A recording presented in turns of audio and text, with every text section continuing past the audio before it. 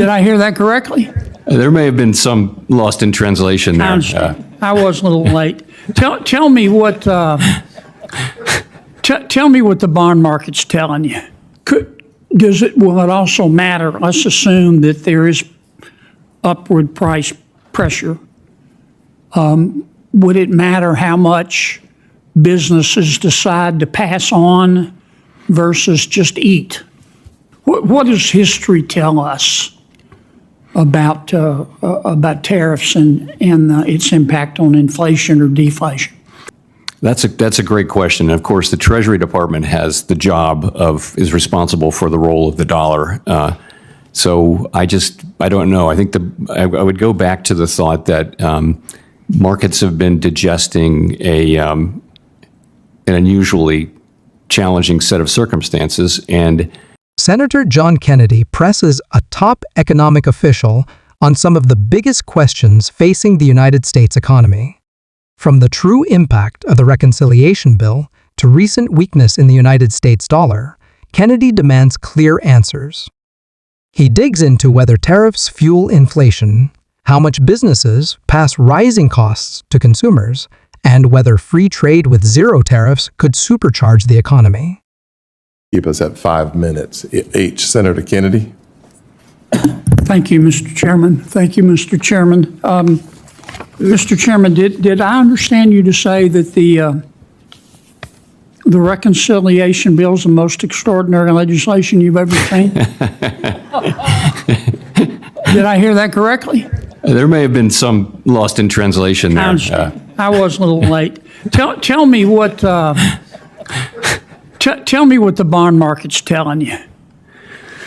Bond market's fine now, functioning well. It's pricing, it's reacting to economic news. There's adequate liquidity. Rates have come down pretty significantly from where they were a couple months ago. So I think I think inflation expectations have come down a bit from April, and in general, the bond market is functioning well. Okay.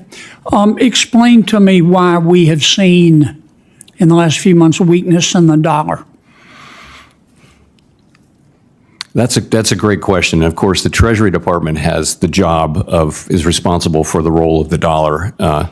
So I don't know. I think I would go back to the thought that markets have been digesting an unusually challenging set of circumstances, and have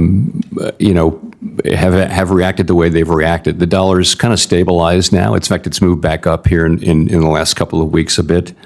There are plenty of people who are still writing that the dollar is still overvalued. We don't have a view on that, of course, but I wouldn't really have an opinion on exactly why it is where it is.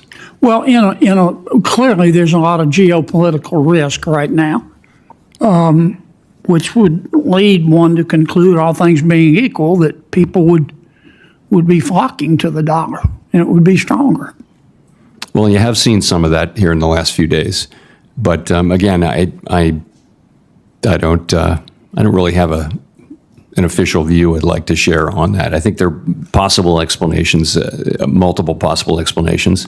Again, one of which is that some people still feel the dollar is highly valued. Yeah. But we'll see.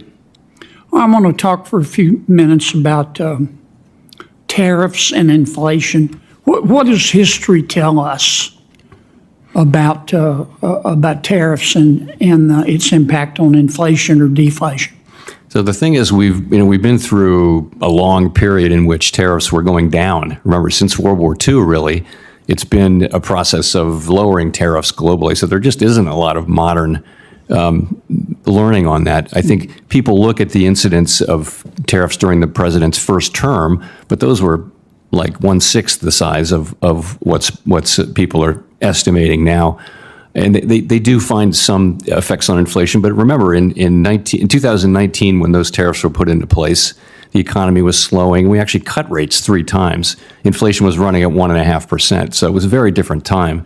This is different. I think one of the reasons why it's so challenging is that there really isn't a modern precedent. Yeah. And I think we have to be humble about our estimates.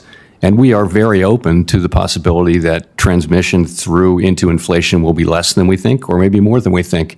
which is why we're in a position of wanting to take our time and make a smart decision as we see how this unfolds.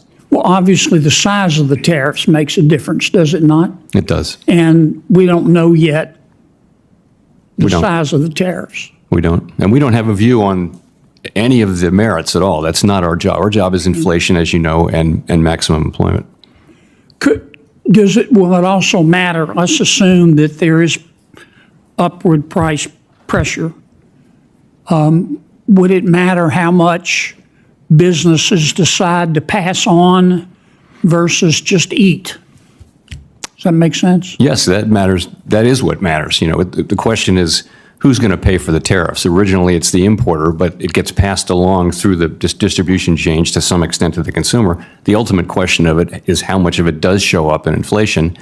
And honestly, it's very hard to predict that in advance. So we're watching to see, what shows up in measured inflation. If the president's trade negotiators pursue reciprocity, which I define as both sides reducing, in a quid pro quo, reducing tariffs and trade barriers as much as possible. Ideally, in a perfect world, we would end up with two sides with zero tariffs and zero trade barriers. Would that be inflationary? No, not at all. That would cause the economy to roar, wouldn't it? I think it would be. Yeah. an Okay, outcome. thank you, Mr. Chairman. I appreciate your endorsement, Mr. Chairman, of the reconciliation bill.